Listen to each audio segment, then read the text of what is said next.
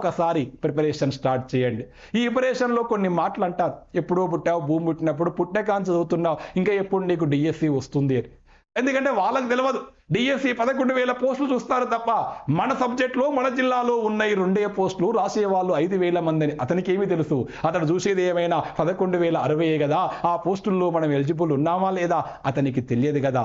తెలియని మాటలు. అందుకే కొన్నిసార్లు ఎవరు ఏమన్నా వినవలసి వస్తుంది, ఏ మాటలైనా వినవలసి వస్తుంది, కానీ నువ్వేం చేస్తున్నావు అనేదే నీకు ముఖ్యం. మరొక్కసారి వైఫల్యం అనేది అంతిమం కాదు, వైఫల్యం ఒక కామా మాత్రమే, అది ఫుల్ స్టాప్ కాదు. ఏ విజయానికైనా వైఫల్యమే పునాది. వైఫల్యం అనే పునాదుల మీదనే విజయం నిర్మించబడింది. ఒకేసారి పిఎస్ఎల్వి రాకెట్ని ఆకాశంలోకి మనం ప్రయోగించలే. కొన్నిసార్లు వైఫల్యం చెందింది, ఒక వైఫల్యం నుంచి మరో వైఫల్యం మనం మెరుగుపరుచుకుంటూ వచ్చి ఆ యొక్క రాకెట్ని ఆ అంతరిక్షంలోకి మనం తీసుకెళ్ళగలిగాం. ఇది కూడా అంతే.